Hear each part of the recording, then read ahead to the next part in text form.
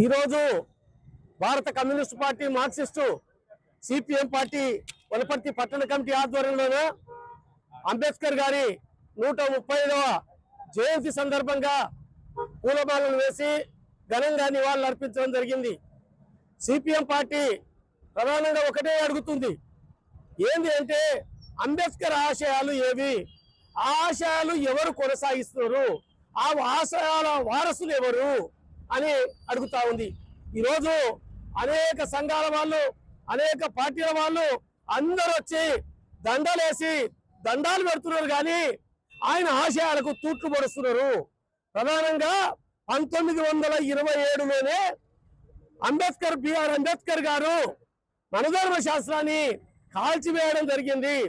అదేవిధంగా అంటరాంతరం ఉందని, తాగడానికి నీళ్ళకు కూడా ఇబ్బంది ఉందని మహా చెరువు సంబంధించి నీళ్ళలోకి అందరినీ, ప్రజలను, దళితులను అందరినీ కలుపుకొని అక్కడ చెరువు పైన, నీళ్ల పైన ఈ వివక్షత ఉండొద్దని చెప్పి పోరాటం చేసిన మహానాయకుడు డాక్టర్ బిఆర్ అంబేద్కర్.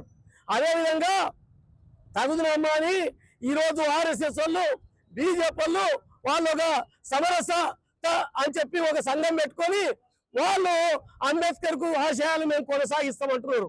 వాళ్ళే చెప్పుల దండలు వేస్తున్నారు. ఆర్ఎస్ఎస్ వాళ్ళే ఆ అంబేద్కర్ విగ్రహాలను పడగొడుతున్నారు. అదేవిధంగా ఆర్ఎస్ఎస్ వాళ్ళే మేము ఈ 400 ఎంపీ స్థానాలు వస్తే భారత రాజ్యాంగాన్ని రద్దు చేస్తామని చెప్పిన వాళ్ళు బీజేపీ వాళ్ళు. కాబట్టి బీజేపీ అనేది బిఆర్ అంబేద్కర్ కు శత్రువు, డాక్టర్ బిఆర్ అంబేద్కర్ కు శత్రువు బీజేపీ, ఆర్ఎస్ఎస్, సంఘ్ పరివారం.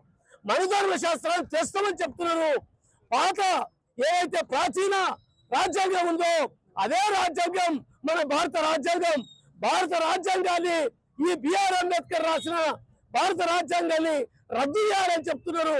కాబట్టి డాక్టర్ బిఆర్ అంబేద్కర్ ఆశయాలకు తూట్లు పడిచేటోళ్ళు ఈ రోజు వచ్చి దండాలేసి దండాలు పెడతా ఉన్నారు. అదేవిధంగా డాక్టర్ బిఆర్ అంబేద్కర్ కోరుకున్నది మహిళలకు సమానత్వం కావాలని చెప్పి కోరుకున్నాడు.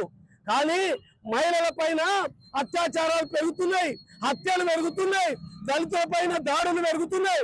అదేవిధంగా మొత్తం ముస్లింల పైన, క్రైస్తవుల పైన దాడులు, హత్యలు అనేకం జరుగుతున్న పరిస్థితి మనం చూస్తా ఉన్నాం. కాబట్టి ఈ రోజు వాస్తవంగా సిపిఎం పార్టీ ఒకటే చెప్తుంది, డాక్టర్ బిఆర్ అంబేద్కర్ ఆశయాలు కొనసాగించే వాళ్ళు శపథం పన్నాలి. ఖచ్చితంగా అంటరాంతరం ఉండొద్దు, అంటరాంతరానికి వ్యతిరేకంగా తిరుగుబాటు చేయాలి. అదేవిధంగా ఆ కులాంతర వ్యవహారాలు చేసుకుంటే వాళ్ళని చంపుతున్నారు. ఇదే బీజేపీ భావజాలం ఉన్నోళ్ళు ఈ హత్యలు చేస్తా ఉన్నారు, కులాంతర వ్యవహారం చేసుకున్నారని చెప్పి. కాబట్టి కులాంతర వ్యవహారం చేసుకున్న వాళ్ళకు మద్దతు ఇవ్వాలి. ఆ పద్ధతిలో డాక్టర్ బిఆర్ అంబేద్కర్ కోరుకున్న ఆశయాలు అందరూ సమానంగా బతకాలని కోరుకున్నారు. ఆ సమానత్వం కోసం అందరూ కూడా కలిసికట్టుగా కలిసి రావాలని, ఆ పద్ధతిలో సెక్యులర్ రాజ్యాంగం ఇది. భారత రాజ్యాంగం అంటే డాక్టర్ బిఆర్ అంబేద్కర్ రాసిన రాజ్యాంగము సెక్యులర్ రాజ్యాంగం, లౌకిక రాజ్యాంగం. ఈ రోజు మతోన్మాదాన్ని పెంచుతున్నారు, హిందుత్వ అంటున్నారు. మిగతా వాళ్ళు ఈ దేశ పౌరులు కాదని చెప్తున్నారు, ముస్లింలు ఈ దేశ పౌరులు కాదంటున్నారు, క్రైస్తవులు ఈ దేశ పౌరులు కాదంటున్నారు. ఈ పద్ధతిలో మొత్తం